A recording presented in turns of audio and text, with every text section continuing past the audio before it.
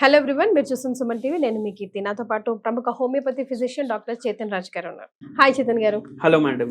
చేతన్ గారు, ఎప్పుడు హోమియోపతికి డెఫినెట్గా మీరు డైట్కి సపోర్ట్ చేస్తే కనుక ఎప్పటికప్పుడు మీరు షుగర్ని రివర్స్ చేసుకోవచ్చు అని మీరు ఎప్పుడు ప్రామిస్ చేస్తుంటారు కెమెరా ముఖంగా. అయితే ఒక ఐడియల్ డైట్ అంటూ ఏమి ఉండాలి? First of all me videos అన్ని చూస్తే కనుక జొన్న రొట్టెకి ఎక్కువగా మీరు ప్రాధాన్యత ఇస్తూ ఉంటారు. ఒక కమెంట్ చదివాను, ఆ ప్రశ్న మీ ముందు పెట్టాలనుకుంటున్నా. అయితే మాకు జొన్న రొట్టె చేసుకోవడం రావట్లేదండి, అందరికీ రాదు జొన్న రొట్టె చేయడం, ఇట్స్ అన్ ఆర్ట్ కదా, అందులో గోధుమ పిండి కూడా మిక్స్ చేసుకోవచ్చా అని అడిగారు.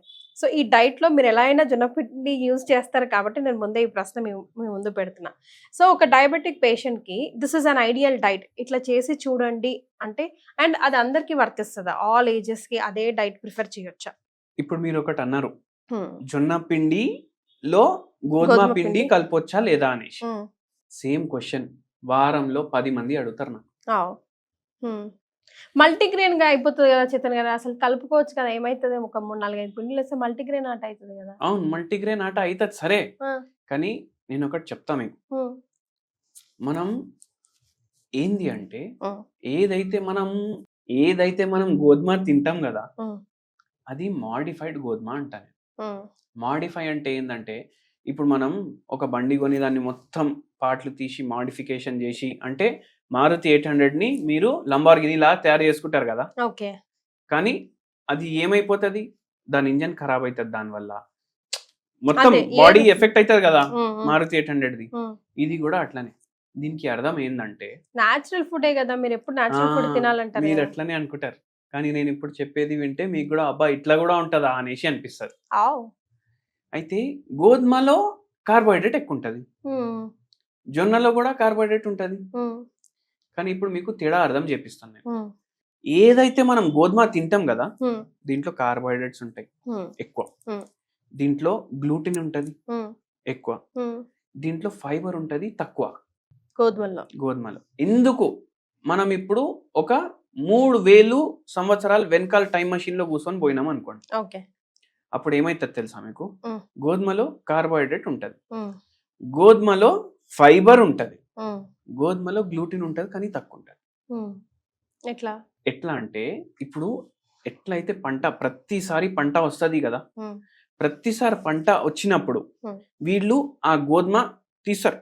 అంటే ఎవరికి పంట ఎక్కువ వచ్చింది, ఫార్మర్లు మాట్లాడుకుంటారు, అరే నాకు పంట ఎక్కువ వచ్చింది. ఇంకోటి ఏమంటాడు, అరే నా గోధుమ స్వీట్ వచ్చింది, జరా తినడానికి టేస్ట్ జరా మంచిగా వచ్చింది. ఇంకొకడు ఏమంటాడు, అరే నేను 100 కిలో పంట వస్తుంది అనుకున్నాను, 300 కిలో గోధుమది పంట వచ్చింది అంట. ఇట్లా వేల సంవత్సరాల నుంచి నడుస్తుంది. ఇప్పుడు ఏమైతుంది, స్వీట్ ఎక్కువ ఉంది కదా, వీన్ గింజలు వేయాలి. ఇప్పుడు ఈ పంట దీంట్లో ఏమైంది, ఎక్కువ వచ్చింది, వీన్ గింజలు వేయాలి. అయితే ఏమైతుంది, జర రబ్బరీ కనిపిస్తే మంచిగా ఉంటుంది కదా. ఇప్పుడు రొట్టె జర సాఫ్ట్ ఉండాలి ఇప్పుడు గోధుమ. అయితే ఏమైందంటే, దాంట్లో వీళ్ళు వెరైటీలు గ్యాదర్ చేసిండ్రు. గ్యాదర్ చేసి మళ్ళీ దీన్ని క్రాస్ పాలినేషన్ చేయడం స్టార్ట్ చేసిండ్రు. అయితే పంట ఎట్లా రావాలి ఇప్పుడు ఫైనల్ గా? స్వీట్ ఉండాలి తినడానికి, టేస్టీ ఉండాలి తినడానికి, స్మెల్ మంచిగా ఉండాలి తినడానికి, ఫైబర్ తక్కువ అయిపోతుంది ఇవన్నిట్లో చూసుకుంటూ. అండ్ ఏమైతుంది అంటే, గ్లూటిన్ పెరిగిపోతుంది. అయితే ఇప్పుడు మనం ఏ గోధుమ అయితే తింటున్నాం కదా, ఇది మాడిఫై అయింది జనరేషన్స్ నుంచి. షర్బతి ఆట మనం తింటాం, ఇది మాడిఫై అయింది. ఎట్లా? పంట ఎక్కువ రావాలి, స్వీట్ ఎక్కువ ఉండాలి, ఫైబర్ ఉండొద్దు, ఇంకా ఉండదు, చాలా తక్కువ ఉంటది. ఎందుకంటే మనం హస్క్ కూడా తీసేస్తాం కదా దాని మీదకి వెళ్ళి, పొట్టు కూడా సన్నగా రావాలి, అయితేనే మనకు ఎక్కువ కేజీస్ వస్తుంది కదా పంట.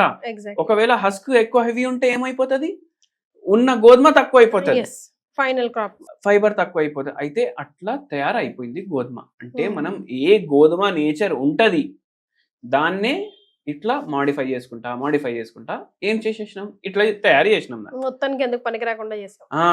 మళ్ళీ దీంట్లో ఏమైపోయిందంటే, ఎప్పుడైతే గ్రీన్ రెవల్యూషన్ వచ్చింది కదా, గ్రీన్ రెవల్యూషన్ అంటే ఏంది, డాక్టర్ ఎంఎస్ స్వామినాథన్ అని ఒక గొప్ప ఆయన ఉండే, ఆయన ఏం చేసిండ్రంటే, ఇప్పుడు చాలా మంది ఆకలికి చచ్చిపోతున్నారు ఇండియాలో. ఇప్పుడు వీళ్ళు అందరు కడుపులు నింపితే ఏమైతుంది, వీళ్ళు బతుకుతారు. అయితే ఆయన హై ఈల్డ్ వెరైటీ క్రాప్స్ తయారు చేసి, హై ఈల్డ్ వెరైటీ క్రాప్స్ తయారు చేయడంలో ఏమైందంటే, ఇప్పుడు పంట ఎక్కువ వస్తుంది, పంట ఎక్కువ వస్తుంది. ఆ కాలంకి అది కరెక్ట్. అది ఇప్పుడు కూడా మనకు ఇంకా ఎక్కువ రావాలి పంట. అయితే ఫర్టిలైజర్ ఉంటది కదా, ఎన్పికే ఇవి స్ప్రే చేస్తారు. నైట్రోజన్, ఫాస్ఫరస్, పొటాషియం ఇది స్ప్రే చేస్తారు. ఇప్పుడు ఎంత అయితే స్ప్రే చేయాలి కదా, దానికన్నా 30 రెట్లు ఎక్కువ స్ప్రే చేస్తున్నారు గోధుమ కోసం. ఎందుకంటే జనాభా పెరుగుతుంది, ల్యాండ్ అంతే ఉంది, పంట ఇంకా ఎక్కువ కావాలి. కరెక్ట్. దాంట్లో ఏమైపోయింది, ఇంకా పాడైపోయింది గోధుమ. ఇప్పుడు ఆయన అప్పుడే రాసింది ఇంతే స్ప్రే చేయాలి పోయి, ఇట్లా చేయాలి ఇట్లా చేయాలి అని మొత్తం సైంటిస్ట్ ఇస్తారు ఒక పిక్చర్. కానీ ఇప్పుడు ఈ ఎవరైతే సావుకారు ఉంటాడు ల్యాండ్ లో, అరే వాడు నా 100 కిలోలు తీసిండా, నేను 500 కిలోలు తీస్తా అనేసి ఇంకా ఎక్కువ పట్టిస్తాడు. సో దాంట్లో ఇంకా పాడైంది, నాణ్యత పాడైపోతుంది. అయితే ఇప్పుడు ట్రెడిషనాలిటీ లేదు, మన ట్రెడిషనల్ ఫుడ్ లో ట్రెడిషనాలిటీ లేదు. మళ్ళీ ఈ గోధుమ ఎక్కువ ఇది పబ్లిసైజ్ చేసింది బ్రిటిషర్లు. వాళ్ళు బ్రెడ్ తింటారు. వేరే ఏషియన్ కంట్రీస్ లో, ఆఫ్ఘనిస్తాన్ లో, మిడిల్ ఈస్ట్ లో అక్కడిక్కడ కూడా బ్రెడ్ ఎక్కువ తింటారు. మన ట్రెడిషనల్ ఫుడ్ ఇప్పుడు మనం గ్రెయిన్స్ ఆలోచిస్తే ఏంది, రైస్ ఓకే మనం తింటాం, మనం జొన్నలు తింటాం, బాజరాలు తింటాం, రాగులు తింటాం, సజ్జలు తింటాం, ఇవి తింటాం కదా మనం అవి మర్చిపోయినాం. కానీ అవి మర్చిపోవడం వల్ల ఒక బెనిఫిట్ కూడా అయింది. ఎట్లా అంటే ఇప్పుడు జొన్నలు ఎంతమంది తింటారు, డిమాండ్ సప్లై లాజిక్ పెట్టుకోండి మీరు. అది ఎట్లా తయారైనా వాడు కొనేటోడు కొంటాడు. అయితే దాన్ని ఎక్కువ మాడిఫై చేయలేదు, అర్థమైంది కదా మీకు. ఇంకా దాంట్లో ఫైబర్ ఉంది, ఇంకా దాంట్లో మినరల్స్ ఉన్నాయి, అండ్ అది గ్లూటిన్ కూడా తక్కువ ఉంది దాంట్లో.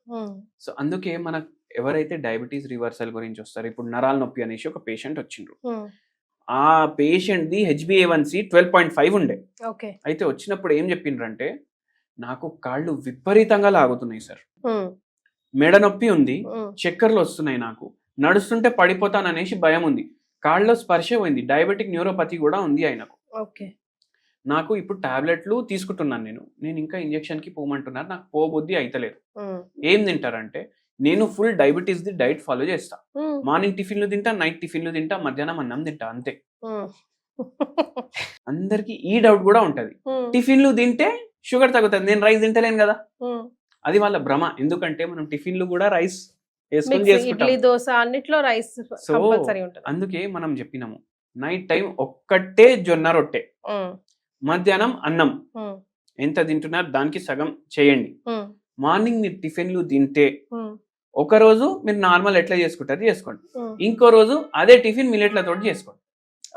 ఇవాళ ఇడ్లీ తిన్నారు కదా, రేపు మీరు కొర్రలతోటి ఇడ్లీలు తినాలి, ఎల్లుండి మీరు దోశ తిన్నారు అనుకోండి, దానికి నెక్స్ట్ డే మీరు రాగులతో దోశలు చేసుకోవాలి. అట్లా చేయాలి. అయితే 6 రోజులు అట్లా అయిపోతుంది. అయితే సండే రాగానే చీట్ డే ఉండొద్దు, అది వెరీ ఇంపార్టెంట్. సండే కూడా మీరు ఏదో కాంపన్సేట్ చేసి మీరు మిల్లెట్సే తినాలి. నాన్ వెజ్ అస్సలు తినకూడదా చేతన్ గారు? అంటే ఇప్పుడు మనం ఓన్లీ వెజిటేరియన్ గురించి డిస్కస్ చేసినాము, నేను నాన్ వెజ్ గురించి కూడా మీకు చెప్తాను. అయితే ఏందంటే ఇప్పుడు మనకు నాన్ వెజిటేరియన్ ఐటమ్స్ మనం ఎప్పుడైతే చేసుకుంటాం కదా, మీరు ఓన్లీ బాయిల్డ్ చికెన్ తిన్నారనుకోండి, ఓన్లీ బాయిల్డ్ చికెన్, దాంట్లో ఎక్సెసివ్ కార్బోహైడ్రేట్ ఉండదు, ఎక్సెసివ్ మీకు బ్యాడ్ ఫ్యాట్స్ ఉండవు. కానీ మనం ఏం చేస్తాం, దాన్ని ఉడకబెట్టి ఓవర్ కుక్ చేస్తాం మనం. ఎందుకంటే టేస్ట్ మంచిగా ఉండాలి, దాంట్లో నూనె వేస్తాం, పెరుగు వేస్తాం, గీ వేస్తాం, అన్ని వేసి దాన్ని ఓవర్ కుక్ చేస్తాం. దాంట్లో ఉన్న ఫుడ్ నేచరే చేంజ్ అయిపోతుంది. మళ్ళీ అదే పంట లాజిక్, ఇప్పుడు ఎట్లా మనకి ఎక్కువ పంట కావాలి, ఫర్టిలైజర్ అవి ఇవి కొట్టినాం కదా, ఈ కోళ్ళకు కూడా ఏం చేస్తారు, వాళ్ళు 3 నెలల్లో కోడి బయటికి మార్కెట్ లో పోవాలి, వాళ్ళు కూడా యాంటీబయాటిక్స్ ఇస్తారు దాన్ని. మళ్ళీ యాంటీబయాటిక్స్ అవి గ్రోత్ ప్రమోటర్లు అని చెప్పేసి ఇస్తారు. ఓకే, సో ఏమైపోతుంది, అది ఫుడ్ చైన్ లో వచ్చేస్తుంది. అందుకే మీకు నాటు కోడి ఉంది, మీ కళ్ళ ముంగట తిరుగుతుంది అది రోజు, అది మీరు కోసుకొని తింటే ఏం కాదు. అండ్ చేపలు, ప్రాన్స్, మళ్ళీ ష్రింప్స్, మీకు నాన్ వెజ్ ఇష్టం ఉంటే ఇవి ఇంక్లూడ్ చేయండి డైట్. ఫ్రైలు తినొద్దు. ఇప్పుడు ప్రాన్స్ కూడా ఫ్రై చేసి తింటారు, చేపలు కూడా ఫ్రై చేసి తింటారు, ఉప్పు కారం మసాలా అన్ని వేసుకొని దాన్ని మ్యారినేట్ చేసి గ్రిల్ అని చెప్పేసి దాని మీద మళ్ళా నూనె వేసి తింటారు. అట్లా తినొద్దు. చేపల పులుసు మీరు తిన్నారనుకోండి, చేపల పులుసులో మనం చింతపండు రసం కూడా ఇస్తాం కదా, ఉమ్, అది ఏం చేస్తుంది తెలుసా మీకు? ఉమ్, చేపల పులుసు మీరు తక్కువ నూనె వాడి వండుకోవాలి, ఉమ్, దాని మీద మీరు చింతపండు రసం పులుసులో తయారు చేసుకుంటారు మీరు అది. ఉమ్, అయితే చేపల పులుసు తయారైపోయింది. Hmm. చింతపండు ఉండడం వల్ల it inhibits the absorption of carbohydrate. Okay.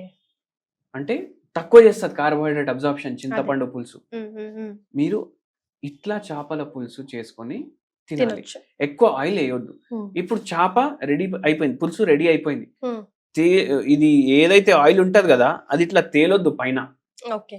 ఇంతే ఆయిల్ వేసుకోవాలి మీరు దాంట్లో. ఉమ్, అట్లా ఆయిల్స్ తగ్గించాలి, ఓవర్ కుకింగ్ చేయొద్దు ఫుడ్ ని. ఉమ్, చేపలు రెగ్యులర్ గా ఇంక్లూడ్ చేస్తే B12 కవర్ అవుతుంది. ఇప్పుడు ఈ నరాల పేషెంట్ కి కూడా మనం 2 times ఏమో మిల్లెట్లు తినండి అని చెప్పినాము, ఉమ్, ఆల్టర్నేట్ డే 2 times అవుతుంది, ఉమ్, లేకపోతే 1 time అవుతుంది. ఎందుకంటే మార్నింగ్ ఒక రోజు నార్మల్ టిఫిన్ తింటున్నాం కదా yes. అట్లా.